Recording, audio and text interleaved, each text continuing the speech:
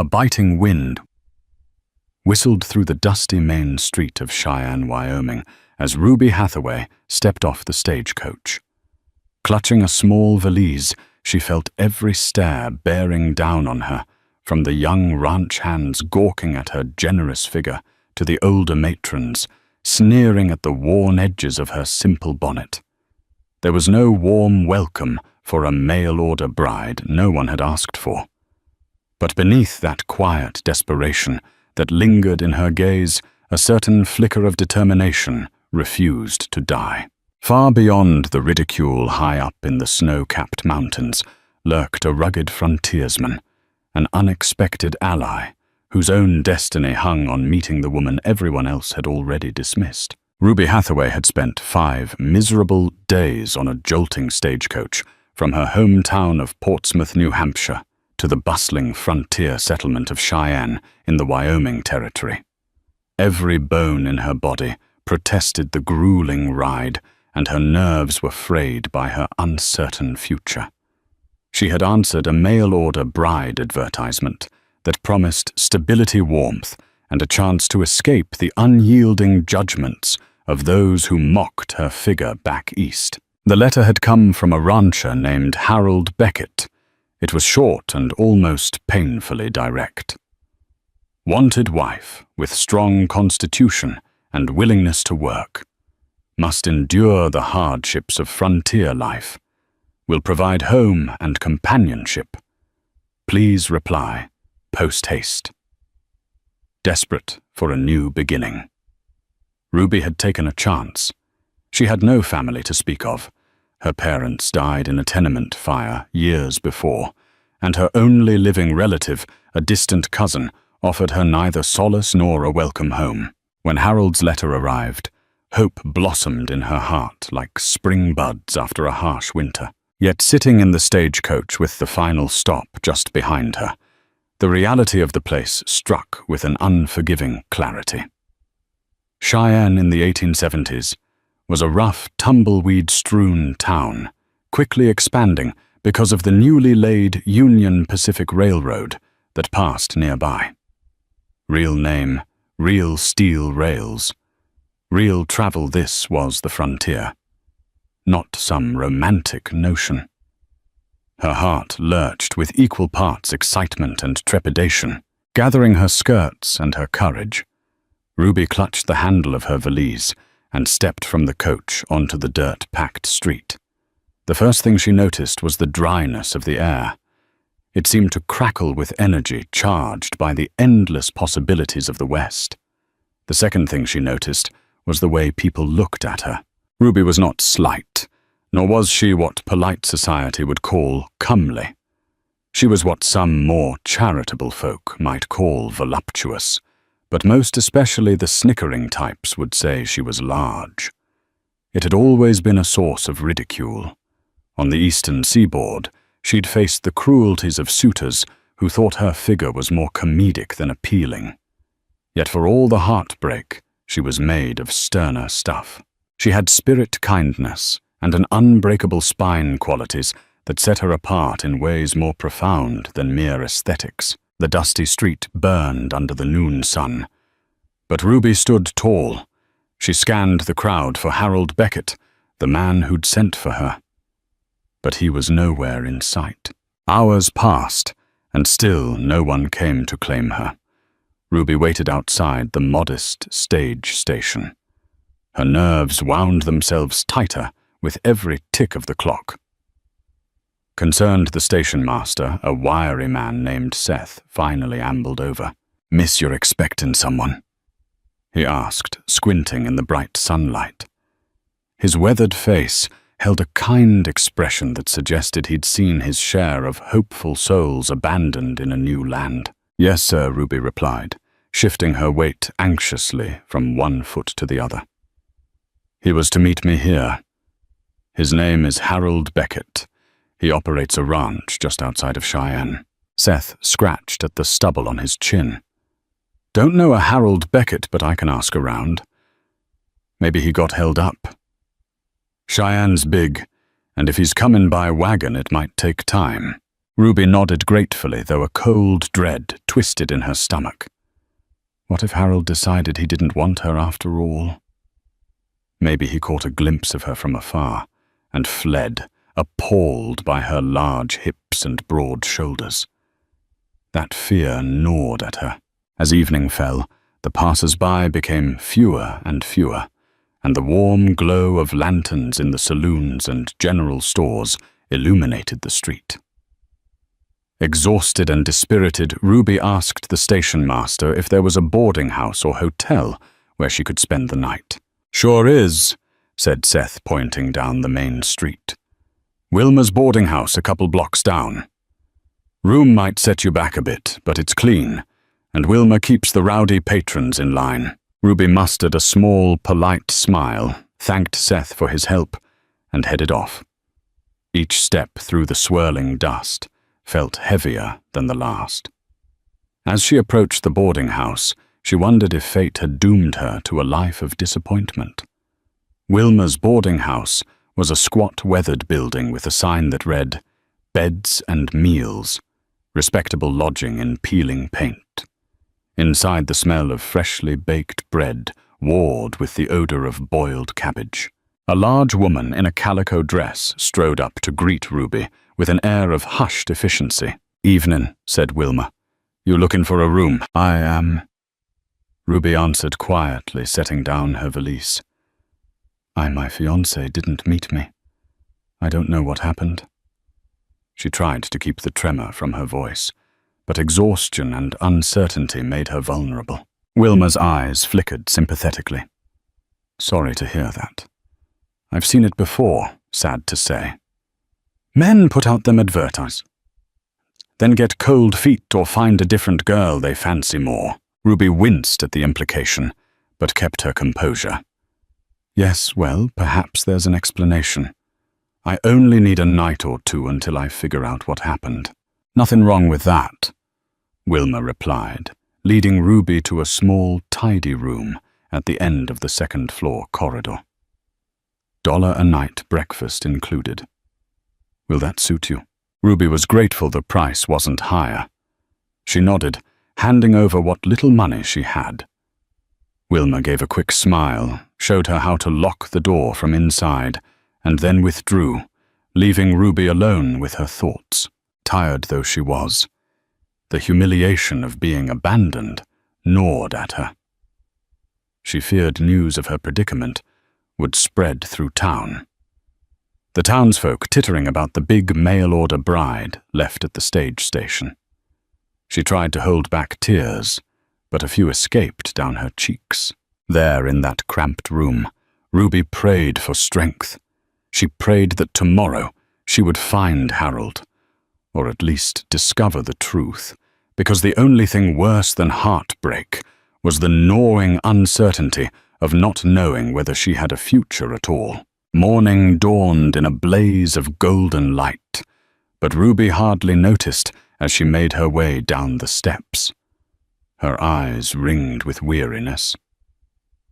The parlor of the boarding house buzzed with muted conversation. A pair of ranchers lingered over their coffee at a corner table, and a traveling merchant perused a battered newspaper. Wilma quickly brought Ruby a plate of eggs and biscuits. Grateful for the meal, Ruby ate quietly, her mind spinning with possibilities. Perhaps Harold had been robbed on the road. Perhaps he'd taken ill.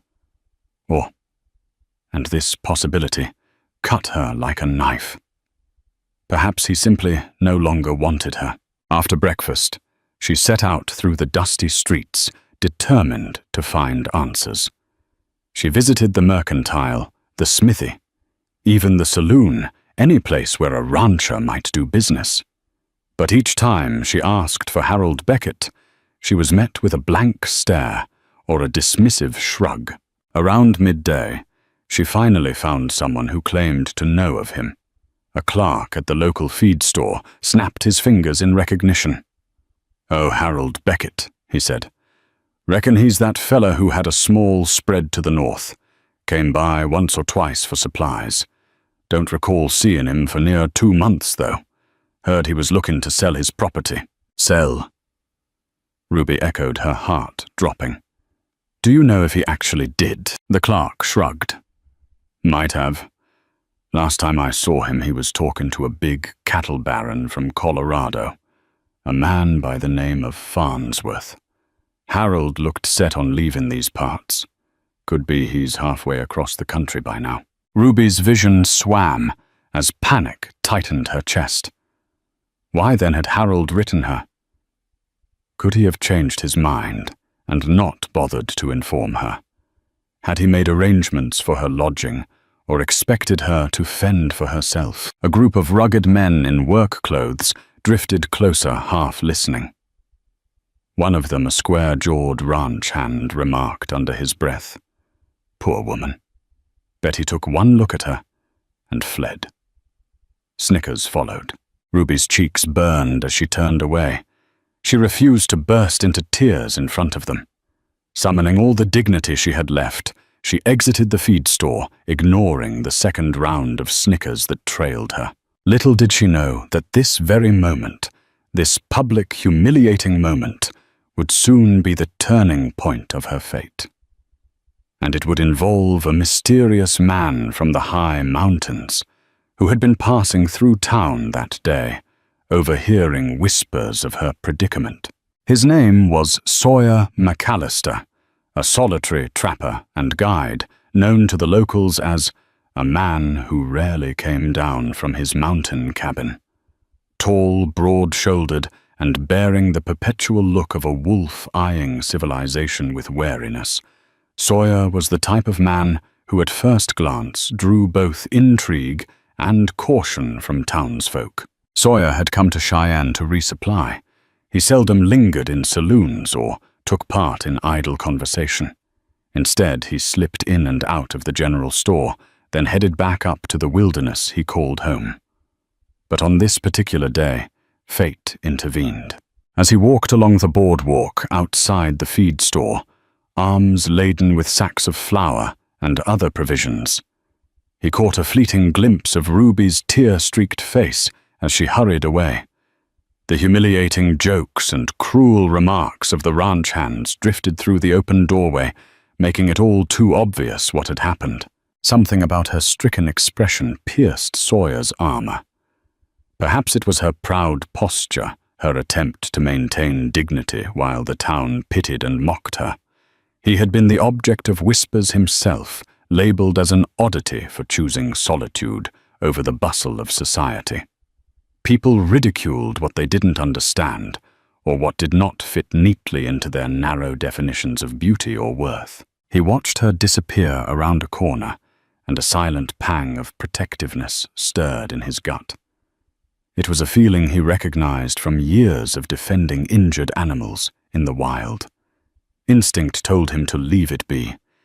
He was a man of the mountains, not a caretaker for lost souls. Yet something compelled him to follow, or at least to find out more about this woman. Sawyer, is that you came a cheerful greeting. It was Dr. Weston, an elderly physician who sometimes visited the mountain man's cabin to check on local homesteaders. Didn't expect to see you in town. Sawyer nodded a curt hello, shifting his burdens. Stocking up, he replied in his low, rumbling voice.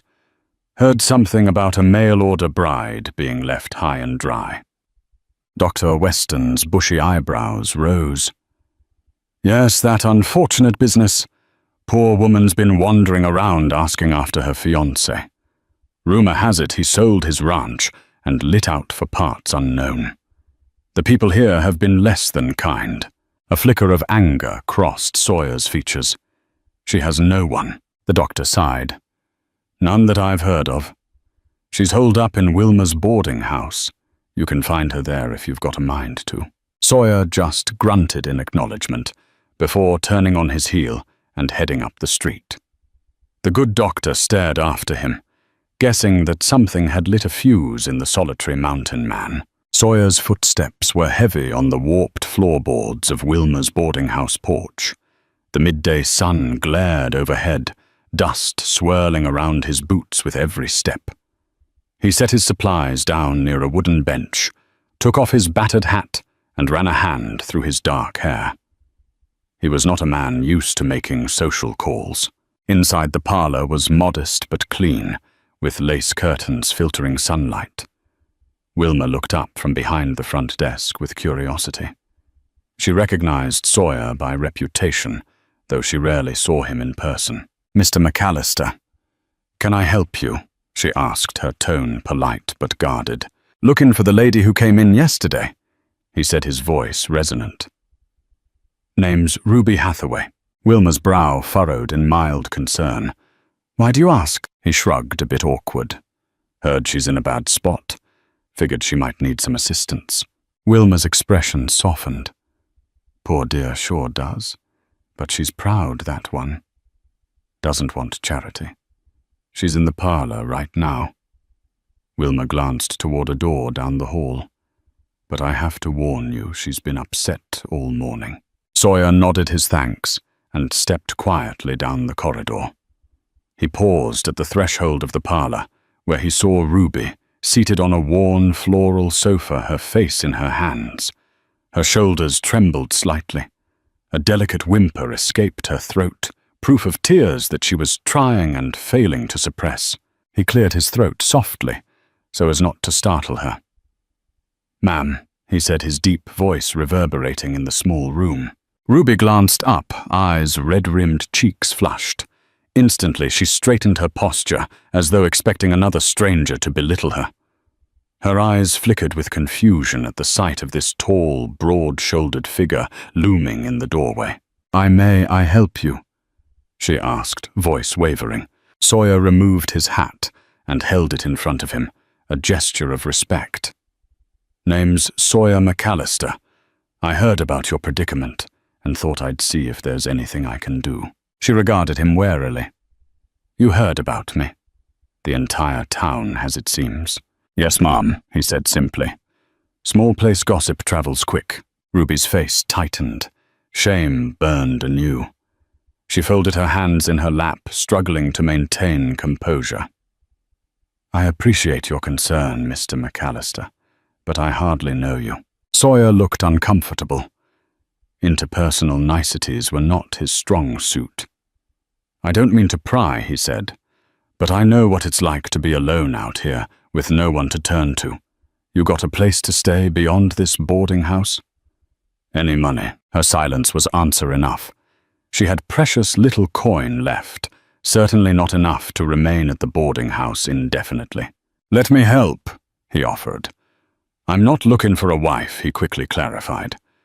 "But I got a cabin in the mountains. It's a decent place. Might not be easy living, but you'd be safe until you get your feet under. You figure out what you want to do." Ruby studied him carefully. A kindly expression touched his rough features, and though his clothing was worn and plain, there was a certain dignified bearing about him.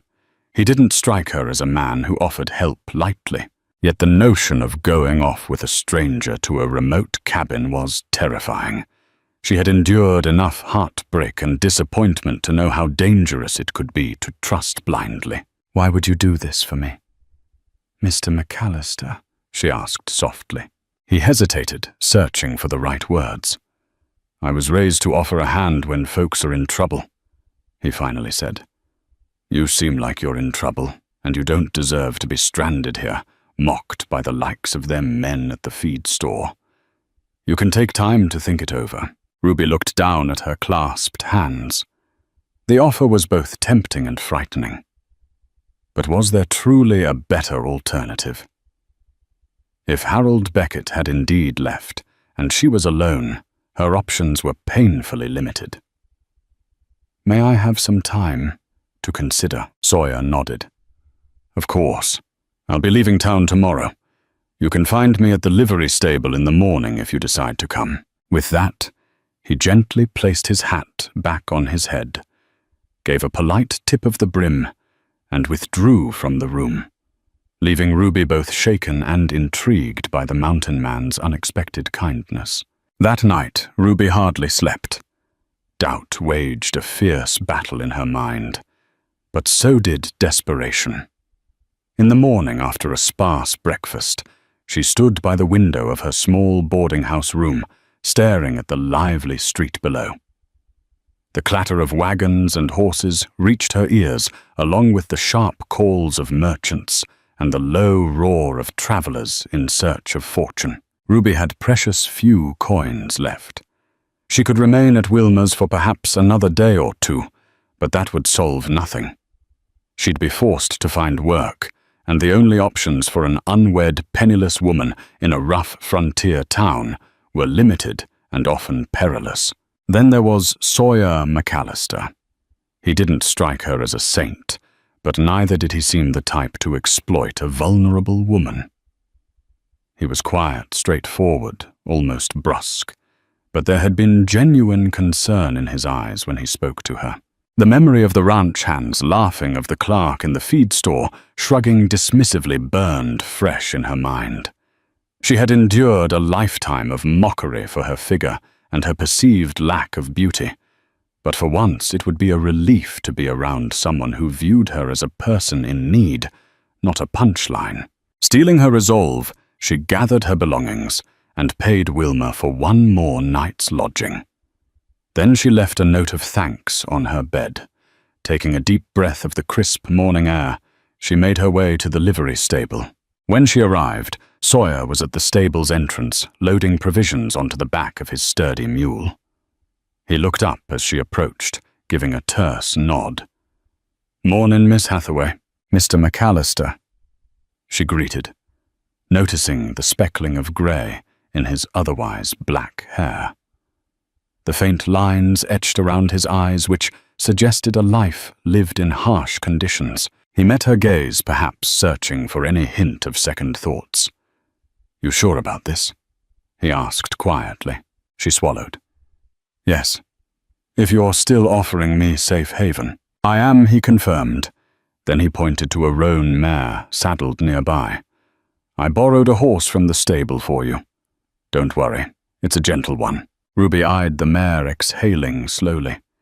She'd only ridden a horse once before in her life, and it had been a short, uncomfortable experience. "I'm not the best rider, Mr. McAllister." "Sawyer," he corrected. "Just keep your seat steady. We've got a 2-day ride ahead, and I'll keep our pace manageable." 2 days.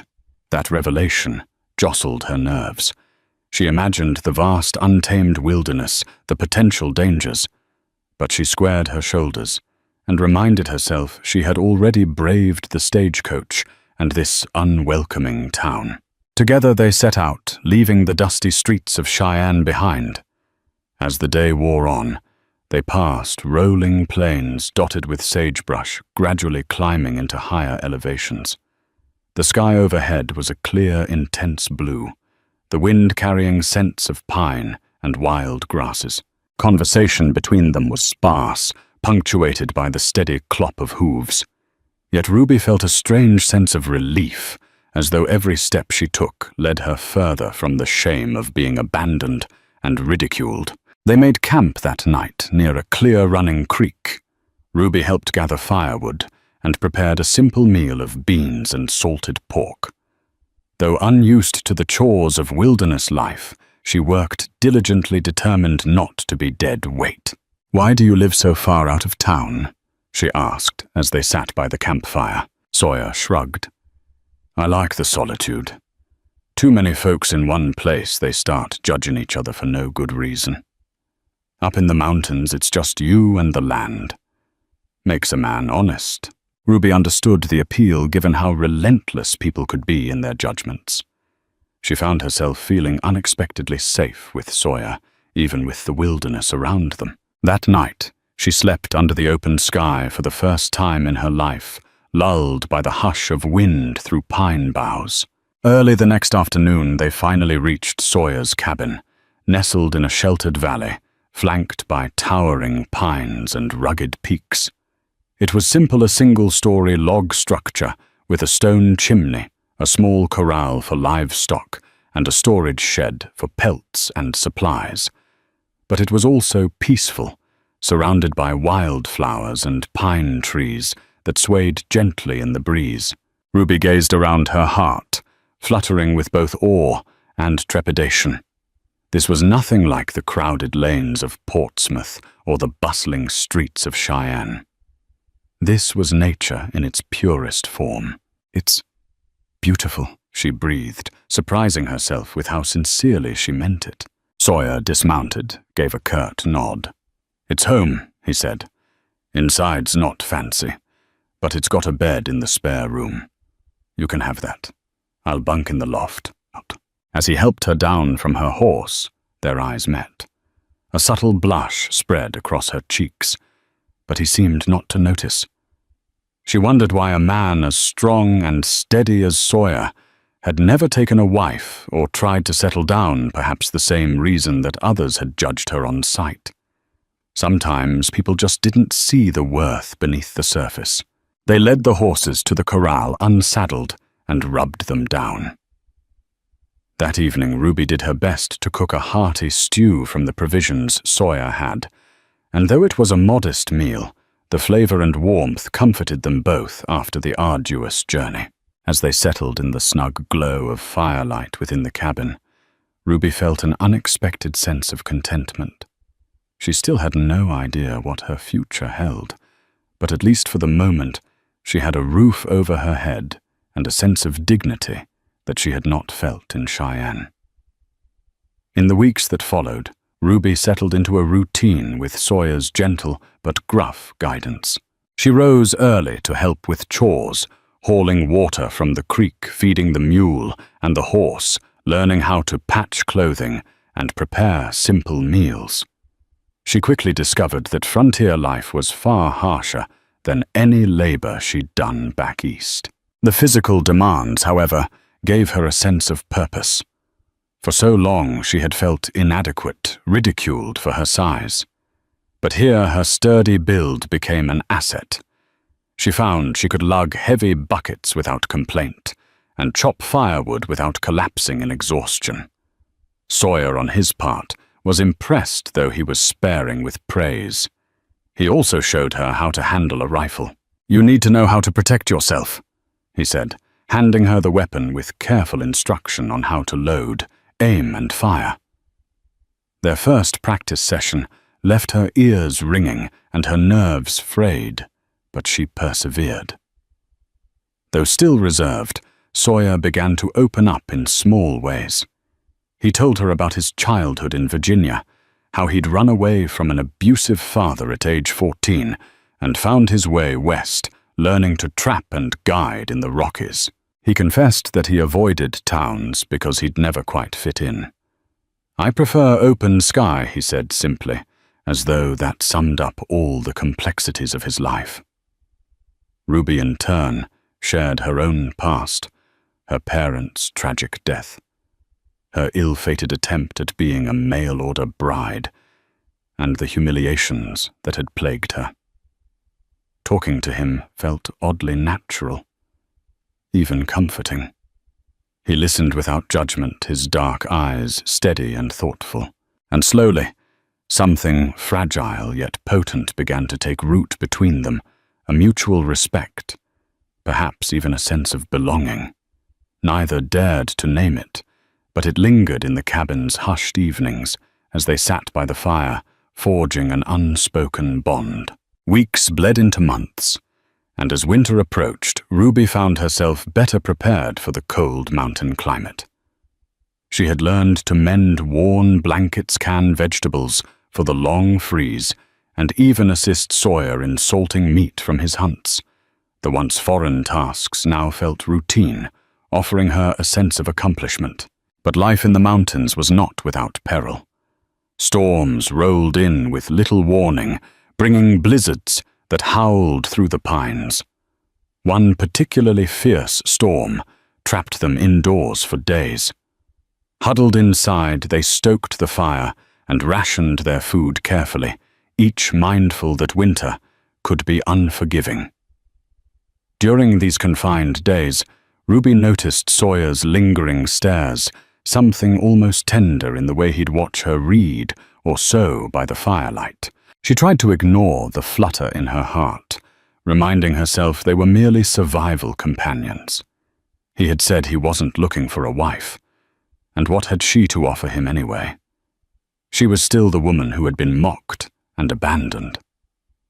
Then came the day something new intruded upon their mountain. Haven a visitor. A trapper named Clem Rogers arrived just after a thaw seeking supplies and a warm place to rest. Sawyer rarely entertained guests, but Clem was a friend, so Sawyer let him stay for the night. Clem eyed Ruby with unabashed curiosity. "Don't usually see womenfolk up here," he remarked. "Heard rumors in Cheyenne about a big mail-order bride being left behind." He let out a brief, uncomfortable chuckle and cast a sideways glance at Ruby. No offense. Ruby's face burned, but Sawyer's jaw tightened. "Her name's Ruby," he said, voice low. "And you'll speak to her respectfully, under my roof." The trapper blinked in surprise, stammered an apology. Ruby felt a rush of gratitude, her heart pounding at Sawyer's defense of her dignity. Yet the incident reminded her that beyond these cabin walls, society's cruel whispers still awaited. Spring came slowly, the drifts receding to reveal carpets of wildflowers. One morning, Sawyer decided to head into Cheyenne to trade furs and replenish supplies. Ruby accompanied him, both curious and anxious about returning to the place of her humiliation. The town looked the same: dusty streets, bustling crowds, and the clang of blacksmiths. Yet Ruby felt different, stronger. She walked with her head held high. Some of the old stares returned, but she also caught glimpses of surprise. She was no longer the timid, tearful woman who had arrived on the stagecoach. While Sawyer sold pelts at the trading post, Ruby visited the tiny post office on a whim, curious if any letter might have arrived for her. The postmaster, a stout man with spectacles, rustled through a stack of mail. "By golly," he said, pulling out a tattered envelope. "We've had this sit in here for months, addressed to Miss Ruby Hathaway." Hands trembling. Ruby took the letter. The return address read, Harold Beckett, Denver, Colorado. She stared in disbelief. Her erstwhile fiancé had actually written. She stepped outside and tore open the envelope, her breath hitching as her eyes scanned the words. "Dearest Ruby, I owe you a profound apology. I realize I left you in an awful predicament. My decision was rash and cruel. I intended to sell my ranch and move to Denver for a business opportunity. In the process, I lost track of time and neglected to inform you of my change of plans. My conscience weighs heavily, and I beg your forgiveness. If you are still willing, I should like to extend an invitation for you to join me in Denver. I have established a small but promising enterprise, and I remain in need of a wife. I will provide for you in all the ways I once promised, and more. Yours sincerely, Harold Beckett." Ruby's heart pounded with a tumult of emotions. Anger, relief, confusion. The man who had humiliated her now sought another chance. A future in Denver might be stable, but could she truly trust Harold again? As she stood on the boardwalk, letter in hand, Sawyer approached, reading the turmoil in her features. She handed him the letter. He scanned it quickly, his expression inscrutable. "What are you going to do?" he asked, returning it to her. She looked around at the chaotic bustle of Cheyenne, at the wagons and the saloons, the shops and the stagecoaches that carried people to new horizons. For so long she had yearned for acceptance, once pinned all her hopes on Harold Beckett. Now she had found something unexpected in the mountains, something real, something that might even be love. But was it mutual, or was she simply a convenient companion to Sawyer? "I don't know," she whispered, her chest tight. "He says he's sorry. He still wants me to be his wife." Sawyer's eyes flickered with something akin to pain, but he quickly masked it. "A man ought to keep his word," he said flatly. Ruby felt tears prick her eyes, not just from the letter, but from Sawyer's reaction. "Do you think I should go?" His gaze dropped. He ran a thumb over the brim of his hat. "You need to decide what's best for yourself, Ruby. Denver might offer you a better life than a cabin in the mountains." He cleared his throat. "What I can offer is what you've seen. Hard work, solitude. I don't want to tie you down if you have a chance for something better." The word stung an unintentional blow. Could he really believe that living in the mountains with him wasn't already something better? Torn. Ruby wrote a brief response to Harold, stating she needed time to consider his proposal. She dropped the letter in the outgoing mail bin and spent the rest of the day in pensive silence. She wasn't sure what she wanted or what she deserved. That night in the makeshift campsite outside town, Sawyer silently stoked the fire. Ruby sat across from him, the tension almost palpable. Finally, she gathered her courage and spoke. "Why did you really bring me to your cabin?" she asked, voice trembling slightly. "Why didn't you leave me to fend for myself in Cheyenne?" He looked up the firelight dancing across his stubbled jaw. "Because I couldn't stand by and watch you suffer. Because I saw someone who deserved better than what she'd been dealt." Her heart thudded. She wanted so badly to believe he felt something deeper for her, that his protective instinct ran parallel to a more personal affection. But he only offered cryptic words. "You're a good man," she said softly. He gave a short, humorless chuckle. "I ain't that good.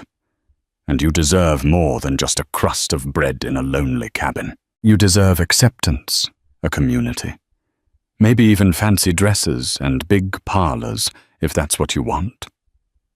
She blinked back tears. "All I've ever truly wanted is kindness and love.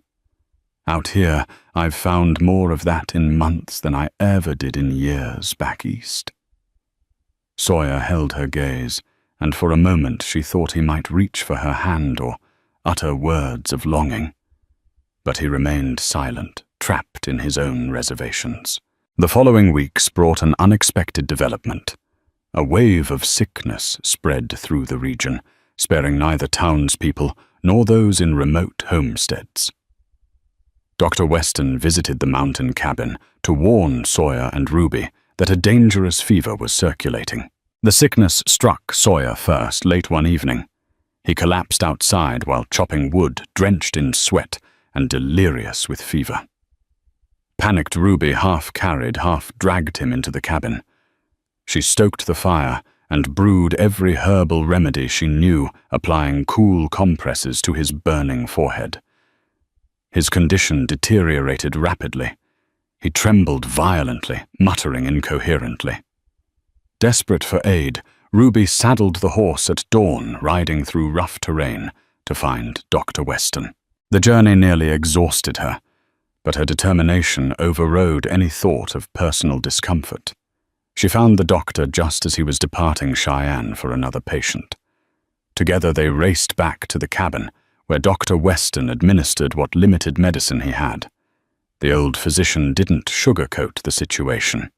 "He's young and strong, but this fever's taken down sturdier men," he warned. For days, Ruby nursed Sawyer relentlessly. She fed him broth, kept him hydrated, and used every cooling measure possible. She sang softly to him when he tossed in delirium, whispering prayers for his recovery. The memory of how he had rescued her from the ridicule of Cheyenne replayed in her mind, fueling her resolve. At last his fever broke, leaving him weak but stable. Ruby wept in relief when his eyes opened in recognition one morning. "You stayed," he croaked, throat parched. She smiled, tears sparkling. "Of course I stayed, you foolish man. Where else would I go?" Though he couldn't muster much strength, Sawyer lifted his hand to gently cup Ruby's cheek. The tender gesture spoke volumes far more than words could convey. She pressed her hand over his warmth blooming in her chest. Sawyer's recovery was slow, painfully slow. The fever had taken a brutal toll on his body, sapping him of strength and leaving his tall frame gaunt and pale. For days after the fever broke, he drifted in and out of restless sleep, his voice weak and body trembling, with even the smallest effort. Ruby stayed by his side through it all, barely resting herself, determined to see him through the worst. In those long, quiet days, the cabin became more than a shelter. It became a crucible in which Ruby's resilience was tested, tempered and ultimately forged into something stronger. She hauled buckets of water from the icy creek chopped wood with awkward but improving strokes and managed meals with limited supplies. Though her muscles ached and her hands blistered, she never once complained. At night, she would sit beside Sawyer, pressing a damp cloth to his forehead or gently stroking his hand. Sometimes he would murmur incoherent things, half-formed memories or thoughts that revealed fragments of his past, of the loneliness he had long buried beneath silence and solitude. "I used to fish in the Shenandoah River with my brother. Before the war," he whispered once, barely audible. Ruby leaned closer, clutching his hand. "You'll fish again," she promised, even if she wasn't sure it was true. When the fever finally broke, Sawyer's eyes opened and held hers with clarity, for the first time in days. His voice was raw and ragged. "You stayed," he rasped. Ruby smiled through tears she hadn't realized were falling. "Of course I stayed, you foolish man," she said, softly, brushing damp hair from his brow. "Where else would I go?" Sawyer's hand trembled as he reached for her cheek, fingers barely grazing her skin. The touch was light but electric, more intimate than any kiss. It held unspoken words, gratitude, vulnerability, something deeper still. As his strength returned, Ruby resumed the rhythm of mountain life, only now she did it not as a guest or a dependent, but as someone who belonged. She hunted small game with careful aim, tended to the animals, and maintained the fire. Her figure, once mocked for its softness, now served her well. Her strength was not just emotional, it was physical, tangible, proven with every swing of the axe or armful of firewood. Then one crisp morning, as frost still clung to the pine needles, a peddler arrived. He was a wiry man with a mule and cart selling pots, linens, and trinkets from the east. He also carried letters. "There's one here for a Miss Ruby Hathaway," he said, handing her a folded envelope. Her heart sank as she saw the handwriting. It was unmistakably Harold Beckett's. Ruby stepped outside, the wind tugging at her shawl, and opened the letter with trembling fingers. "Dearest Ruby, I hope this letter finds you well. I realize how little I deserve your attention, let alone your forgiveness after what I've done. I left in haste, chasing a business opportunity in Denver, but the guilt of abandoning you has never left me. You were right to feel hurt. I was cowardly, overwhelmed by my own fears and expectations. But I want to make things right. I now own a small but promising shop in Denver. I've done well for myself, and I still wish for companionship. I still wish for you. Enclosed is a train ticket to Denver. It would bring me great joy if you would come. We could start anew. I vow to do right by you this time. With respect and hope. Harold Beckett." Ruby stared at the letter, a whirlwind of thoughts and emotions spinning inside her. She remembered the humiliation of standing alone in Cheyenne, the pity in Wilma's eyes, the cruel laughter of the men at the feed store. She remembered how her heart had crumbled piece by piece, and yet she also remembered how Sawyer had found her, not as a savior with grand words or promises, but as a quiet presence offering safety, dignity, and a place to heal. She walked slowly back into the cabin, letter in hand. Sawyer was sitting up in bed, still pale but alert. His dark eyes sharp. He saw the letter and frowned slightly. "From Beckett?" he asked. She nodded and held it out. "He wants me to come to Denver. He says he's sorry. He's offering marriage again." Sawyer took the letter, read it silently, and handed it back without comment. His jaw was set, his expression unreadable. "What are you thinking?" Ruby asked, her voice quiet. Sawyer looked down, his hands clenched in his lap. "That maybe you deserve a man who can offer more than a quiet life in the woods." "Don't say that." "It's true," he said, meeting her gaze. "I can't give you grand parlors or a shop in the city. Just this cabin, a hard life, and me. That's all I want," she said without hesitation. "You think I care about parlors, about ball gowns or gossip and tea parties? I've had enough of trying to fit in with a world that never wanted me." He looked away, the muscles in his jaw tightening. "But if you went to Denver, maybe you'd be seen different. Maybe I don't need Denver to see me. I need you to see me. And you do, Sawyer. You saw me when I was at my worst, and you never turned away." She crossed the room and knelt beside the bed, placing a hand on his chest, right above his heart. "You say you have nothing to offer, but you've given me more than anyone ever has. A home, respect, safety. I didn't come up here for luxury. I came up here to survive. But I stayed because I found something worth living for." He blinked clearly, moved, but still afraid to hope. "You sure?" Ruby leaned forward, kissing his forehead gently. "I'm not leaving. Not now. Not ever." With trembling fingers, she reached for her writing tin and pulled out paper. She sat at the small wooden table and penned a reply to Harold. "Mr. Beckett. I received your letter and your offer. I appreciate your apology and understand that you acted out of fear. But I have found another path, one that brings me peace, strength, and love. I will not be coming to Denver. Respectfully, Ruby Hathaway." The peddler took the letter that afternoon and rode off down the trail.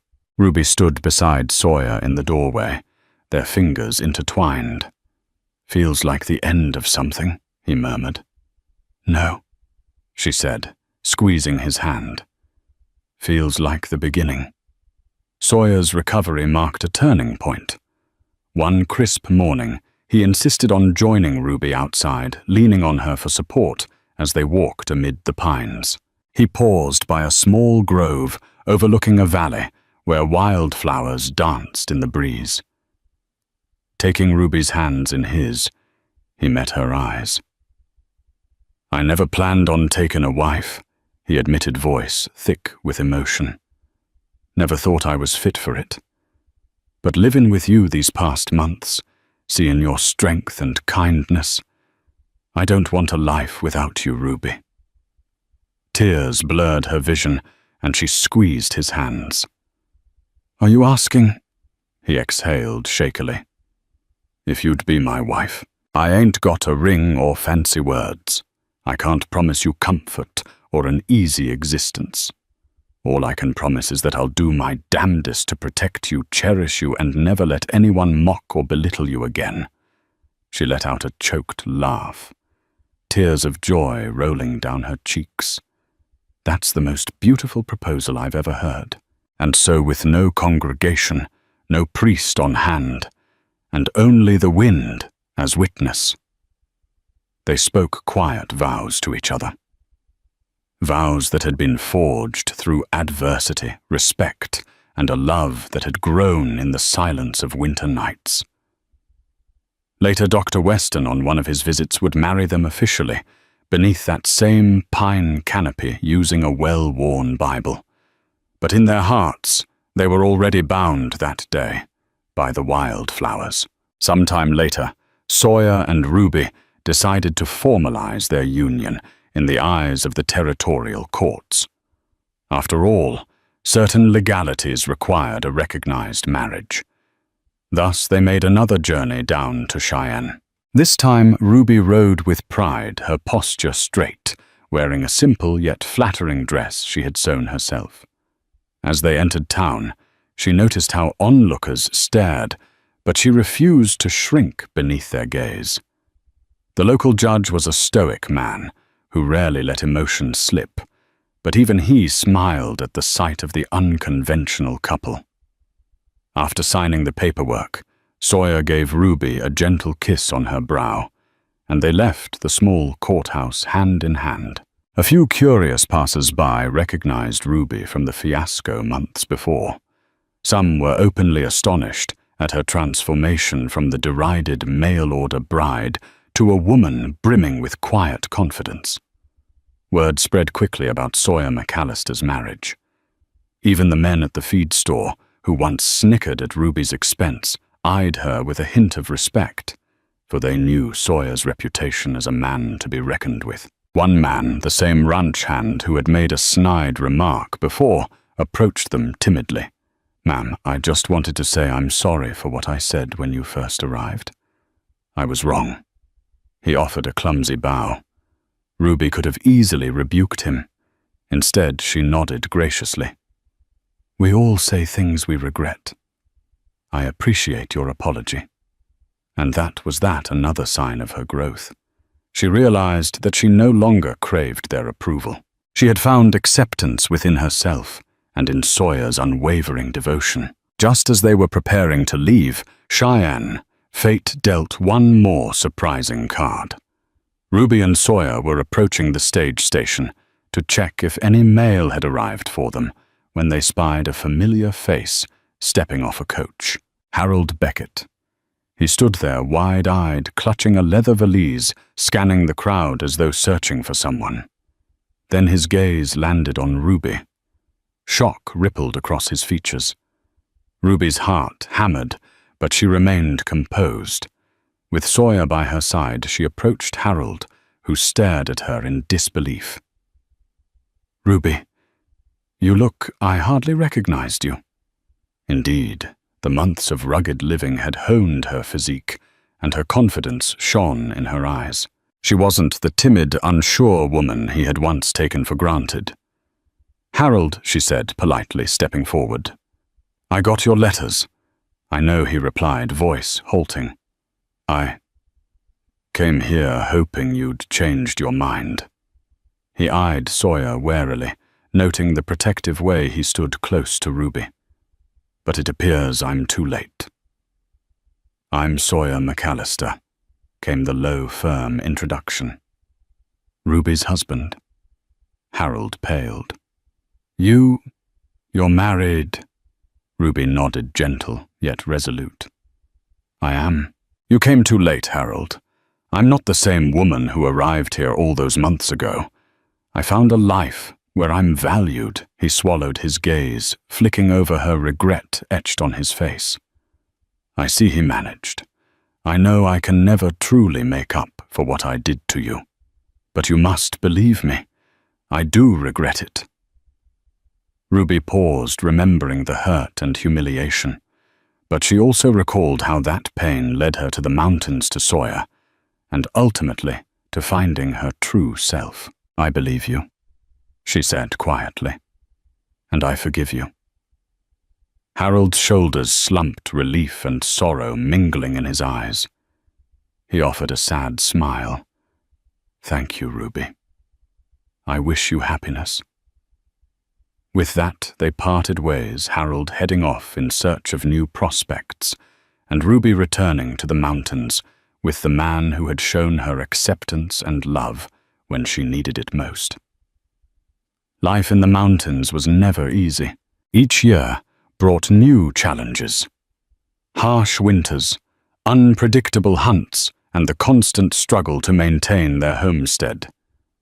But Ruby faced every hurdle alongside Sawyer. They expanded the cabin, adding a proper kitchen and a small spare room for guests, or perhaps children one day. Their bond deepened with every trial they overcame, forging a love not reliant on grand gestures or social approval, but rather on mutual respect, shared labor, and the simple joy of each other's company.